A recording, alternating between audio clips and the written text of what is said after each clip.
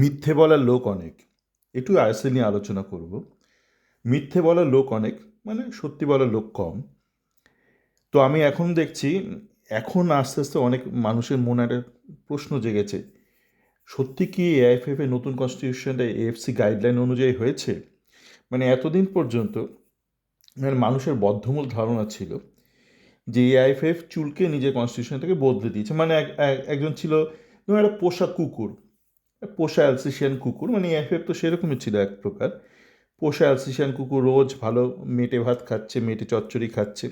হঠাৎ তার ইচ্ছে হলো সে মানে স্বাধীন হবে, মানে সে ভবঘুরে হয়ে রাজার মতন বাঁচবে। মানে এরকম লোকে ভাবছিল যে এআইএফএফ হঠাৎ করে নিজের কনস্টিটিউশনে বদলে দিল যে টায়ার ওয়ান লিগের সেই এক এক মালিক হবে, আর যাতে করে কেউ না মানে থাকতে পারে, মানে এফএসডিএল জালে চলে যেতে বাধ্য হয়। মানে লোকের মনে এরকম একটা বদ্ধমূল ধারণা হয়েছিল।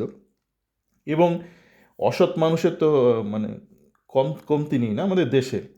তো আইএসএল ক্লাবের অনেক হত্যাকর্তা, স্থানীয় মিডিয়া এরা এই মিথ্যেটা প্রচার করতে থাকলো যে এআইএফএফ কনস্টিটিউশনটা বদলে দিয়েছে, এআইএফএফ কেন কনস্টিটিউশনটা বদলাচ্ছে না, যেন কনস্টিটিউশন আপনার মানে আপনার নোট খাতা ইচ্ছা মতন আপনি বদলে দেবেন। মানে লোকে জানতেও চাইল না যে কেন কনস্টিটিউশনটা অরিজিনালি বদল করা হয়েছিল। লোকটা এটা বুঝতেও চাইল না। লোকে মানে যা হয় মানে হয় না, মানে স্কুলে কলেজে দেখবেন অনেক ছেলে মানে তার এত বাজে রেপুটেশন থাকে যে ক্লাসে কোনো গন্ডগোল হলো টিচার এসে তাকেই ধরে। তো এই আইএফএফ নিজেকে এমন একটা পর্যায়ে নামিয়ে ফেলেছে যে সবাই এসে এএফএফ এর মাথায় চাটি মেরে যাচ্ছে, এএফএফ কিছু বলতে পারছে না। মানে এএফএফ এর বলারও ক্ষমতা নেই যে তাকে নিয়ে মিথ্যাচার হচ্ছে, কেন এএফএফ নিজে এমন জায়গায় পড়েছে। হয় মানে সমাজে যারা পতিত তাদের নিয়ে আপনি যা ইচ্ছা তাই করে যেতে পারেন। হ্যাঁ, অনেক সময় দেখবেন আগেকার দিনে হতো মানে পতিতা যাকে বলে তাকে নিয়ে, মানে যারা সমাজে উচ্চ শ্রেণীর মানুষ তারা যা ইচ্ছা তাই করতো, ব্যভিচার করতো, করে পতিতার ঘাড়ে দোষটা চাপিয়ে দিত। আমাদের এই আইফেও এতটা পতিত যে তাকে নিয়ে যে পাচ্ছে ব্যভিচার করে যাচ্ছে। ধনী ব্যক্তি বাগান বাড়িতে ডাকছে, এফএসডিএল ডাকছে, আইএসএল ক্লাবের হত্যাকর্তারা ডাকছে, মস্তি করছে, করে দুটো মিথ্যে বলে চলে যাচ্ছে, ঈশ্বরের বরপুত্র হয়েছে বলে এসব উল্টোপাল্টা কথাবার্তা বলছে।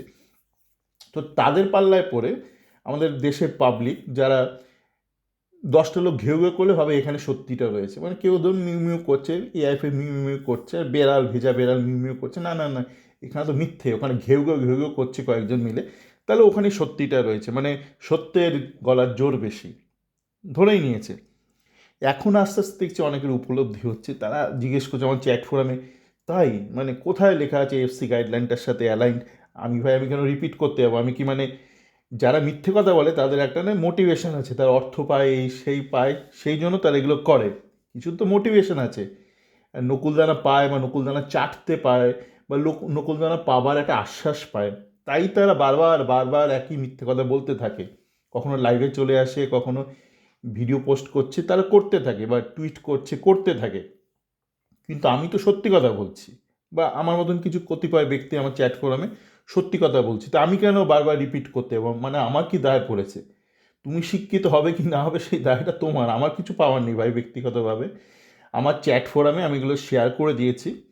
যখন আমি শুধু কিসের মানে এএফসি গাইডলাইনটাও শেয়ার করে দিয়েছি, লিঙ্কও দিয়ে দিয়েছি, যেখানে থার্ড পার্টি ইন্টারফারেন্স নিয়ে লেখা আছে পরিষ্কার করে। আমি অস্ট্রেলিয়া ফুটবল ফেডারেশনের কনস্টিটিউশনটা শেয়ার করে দিয়েছি, তাই নিয়ে অডিও করেছি, আমার চ্যাট ফোরামে লিঙ্ক দিয়ে দিয়েছি, আমি ইপিএলেরও দিয়ে দিয়েছি। ইপিএলে আপনারা যেটা ভাবছিলেন শেষ মিথ্যে আশ্রয় ছিল, আমরা কনসোর্টিয়াম করে ইপিএলের মতন চালাবো, আমি সেখানেও উদাহরণ দিয়ে দিয়েছি।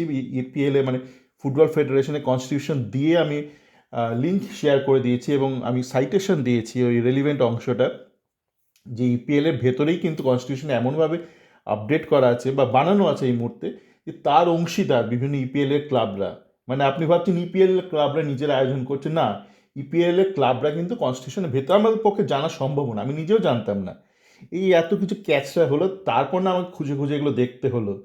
তা আমার তো এগুলো কাজ নয়, মানে আমার তো এটা পেশাও না, আমি একটা সাধারণ ফ্যান, আপনাদের বেশিরভাগের মতন আমি হয়তো একটা সাধারণ ফ্যান। কাজের ফাঁকে ফাঁকে কৌতূহল হলো, একটা কনস্টিটিউশন খুললাম, 700 পাতার কনস্টিটিউশন, তাও আজকালকার দিনে পিডিএফ পাওয়া যায়, চোখ বুলিয়ে ঝাট করে দেখে নিলাম কোন অংশটা, করে বুঝে গেলাম যে ইপিএল, ও তাহলে ইপিএলে তাহলে এই স্ট্রাকচার, যে এখানে ইপিএলে আমরা ভাবছিলাম যে ইপিএলে ক্লাবরা নিজেদের মতো করে আয়োজন করছে, কিন্তু ব্যাপারটা তাই না। মানে লিগালি ব্যাপারটাকে এমনভাবে বানানো আছে যে এফএ তার মধ্যে জড়িয়ে রয়েছে।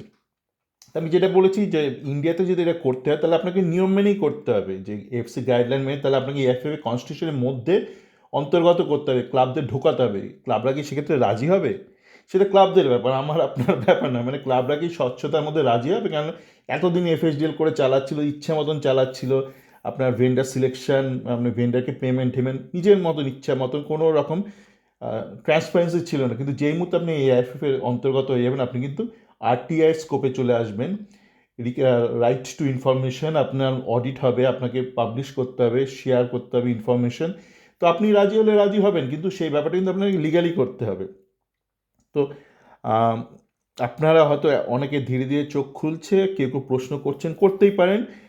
আমি যদি পারি অডিওতে রিপ্লাই করবো, কিন্তু আমার পক্ষে চ্যাটে বসে বসে টুইট করে করে আবার সেই পুরনো লিঙ্ক শেয়ার করা সম্ভব না, কেননা এটা আমার পেশা নয়। ওই যে বললাম, সত্য বলা লোক কম, মিউ মিউ করে সত্যর কণ্ঠ খুব মিউ মিউ মিউ, খুব অল্প লোক সত্য কথা বলে, ঘেউ ঘেউ ঘেউ করে প্রচুর লোক আছে যারা আপনার মিথ্যে কথা বলবে, জ্ঞানত বলবে বা অজ্ঞানত বলবে।